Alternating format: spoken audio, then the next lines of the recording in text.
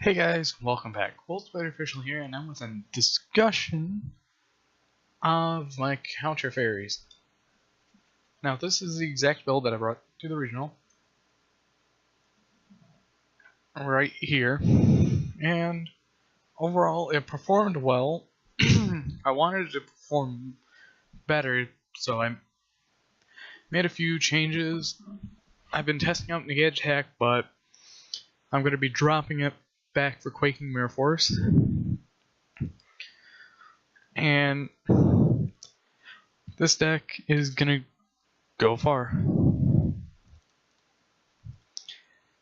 Now with Counter Fury, you have to remember, you can negate anything you want. You can negate summons, you can negate certain spells,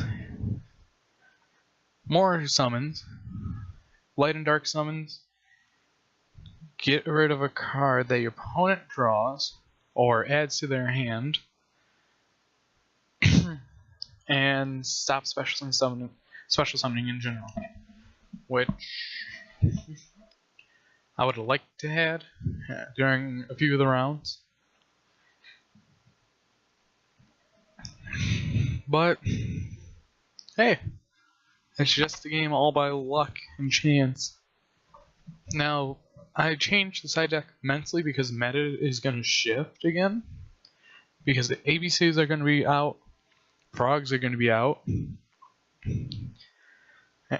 So I made it to where I molded it for the upcoming format. I might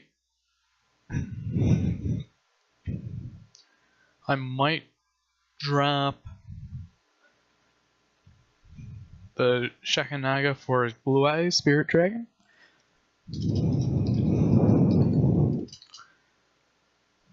Because that seems to be on a better scale. But if you don't know what this video is about, it's just about how the deck functions, pretty much. Now this deck functions around stopping your opponent from doing anything by drawing, card effects, or summoning. And that's like every stun deck. Now people have to realize you cannot shuffle your hand during the draw phase because it's illegal. And since that's illegal to do, it's kind of harsh on your opponent when they accidentally do it when you say that you have a response, but it's the way that the game works. Now, one thing I recommend doing, if you start off with Aranade and Luster, get your Drastic Drop off as soon as possible because you never know what they're going to draw.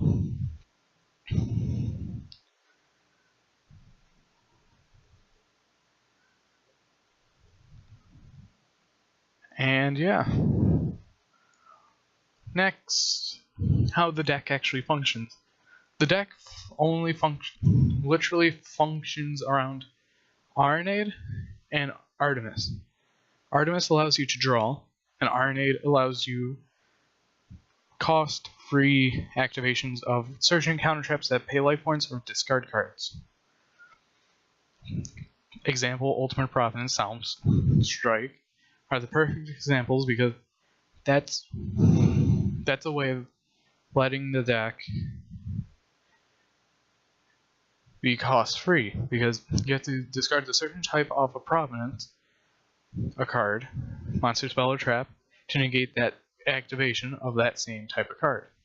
Solemn Strike negates monster effects and summons, special summons. But for me, I added a few texts like Fossil Data because I know Fossil Data helps because it shuts down Blue Eyes completely, where they can't do anything. That's why I don't have any extra deck slots open for Blue Eyes because I know if I get this, I win because they won't have an out because some Blue Eyes decks don't have Raigeki. Next, Draco Face Off. This is one of the cards that kind of bugs me because it's dead and not dead at the same time. I could add a master, but that master could cause me a game. And same for Lecter. I could put a second Lecter and sorry, and a master over the Archfiend Eccentrics, but Archfiend Eccentric actually saves you a lot because it's really you're only out to certain things like anti-spell if you already have it activated. And this card is a coin toss. If you draw it first turn, great. If you draw it late game, it's pretty much a dead card. Twin Twister MST bait, which does happen a lot. And your really only counter to pendulums is Lecter Pendulum and your Solemns.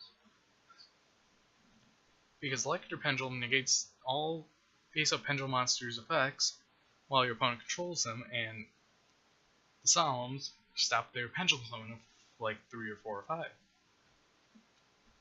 Now there's some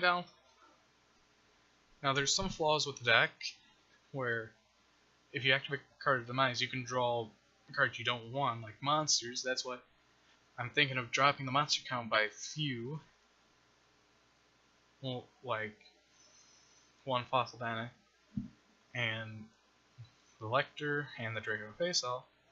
But Draco Face-Off and Lecter are very handy with this format because there is a lot of pendulum decks out there. Now with the pendulum decks, they are somewhat different. We have Metaphors, Metapho Performpel, Metapho Magicians, Metapho Magispector, Magispector Magicians, Magispector Procure, excuse me, Counter Magispector as well.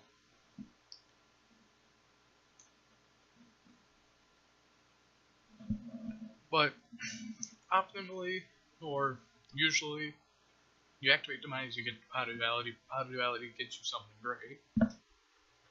And sometimes I even have 2 drastic drop-offs that, just in case of opponent upstarts, actually draw phase, activate, upstarts, activate.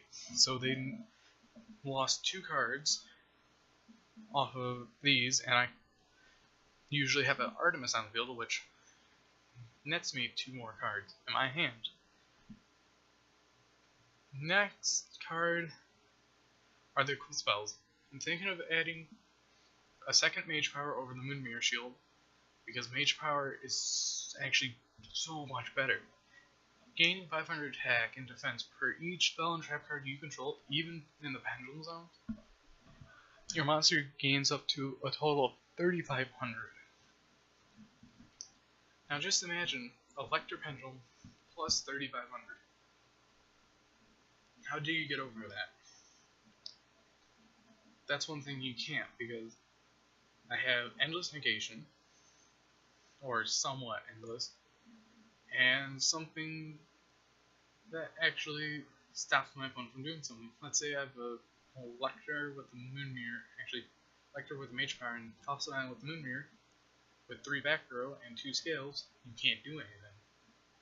I think the way that counter fairies are, they're not going to touch any counter traps for a while, but they might give us back a few counter traps, like Solemn Judgment.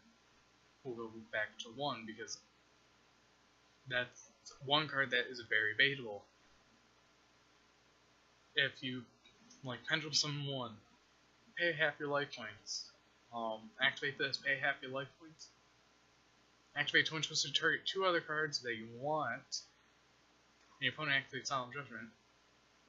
Then they're out on half their life points, which will make the game go, I wouldn't say slower, but a little faster. Or faster. like how the meta is right now, because this meta is super fast. Solemn Judgment can't keep up because there's so many destruction cards, and if you do one wrong move with Solemn Judgment, you lose a game, which is actually very likely. Hopefully you all enjoyed this mini video rant, and I'm going to see you guys in the next video. Goodbye.